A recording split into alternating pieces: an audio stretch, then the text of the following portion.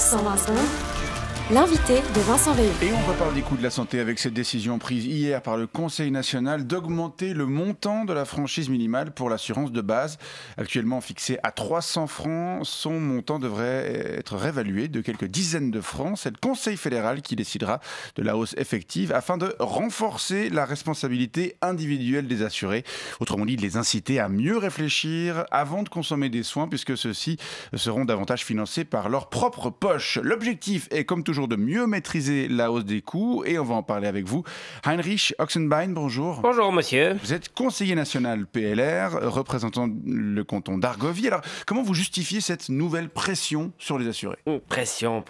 D'abord, il faut dire que cette mesure va coûter presque rien aux assurés. J'ai fait le calcul pour mon cas personnel. Si la franchise passe par exemple de 300 à 370 francs et pour autant que je consomme cette franchise, ça me coûtera 10 870 francs et, de dépenses d'assurance maladie par année au lieu de 10 800. Ça fait une augmentation de 0,6%. C'est peanuts. Franchement, vous dépensez 10 800 francs par an. Oui, sans la cote-part. Oui, à Arau, je paye 522 francs par mois pour la base. J'ai pas pris un modèle alternatif, je veux pas m'emmerder.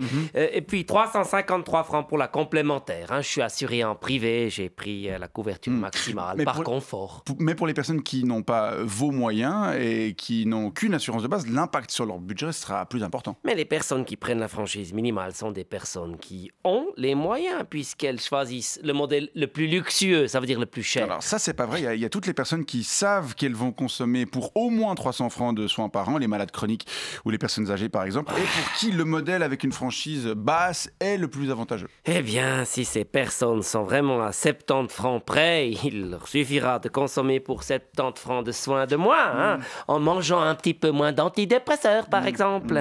Et cette hausse n'aura alors aucun impact sur leur budget. Responsabilité individuelle. Alors, c'est pas un argument. La plupart des assurés qui ont une franchise à 300 francs la dépassent assez largement et ils devront donc assumer intégralement ce surcoût. Ou alors ils se diront que ces 70 francs sont vraiment importants pour eux, comme vous semblez le sous-entendre, parce qu'ils sont tellement près de leurs petits sous.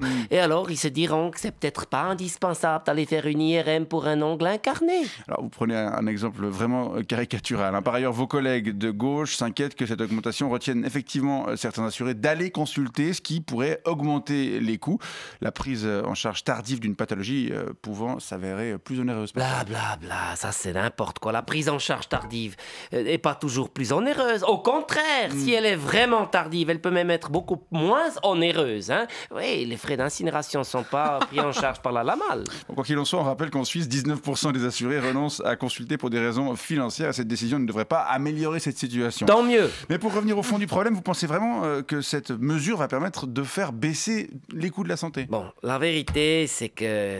Non, je pense pas. Je pense pas du tout. Comme j'ai dit au début, 70 francs par assuré, si c'est le montant qui est retenu par le Conseil fédéral, c'est peanuts. Mais cette décision, elle nous permet de faire croire qu'on s'occupe du problème en essayant d'économiser quelques millions avec ce transfert de charges. Comme ça, la population, elle se dit, ouais, mon Dieu, il travaille au Parlement, il gère. Et alors, ça évite qu'elle exige de nous qu'on règle vraiment le problème du financement du système de santé en instaurant, par exemple, une caisse unique qui serait une catastrophe pour les caisses maladie. Bien sûr. Qui nous offre quand même pas mal de jolis cadeaux à moi et plusieurs collègues. Je vois. Bon, on va suivre cette affaire et on a hâte de connaître le montant de l'augmentation de cette franchise. Heinrich Oxenbein, conseiller national PLR du canton d'Argovie. Merci pour ces explications et bonne journée. Bonne journée.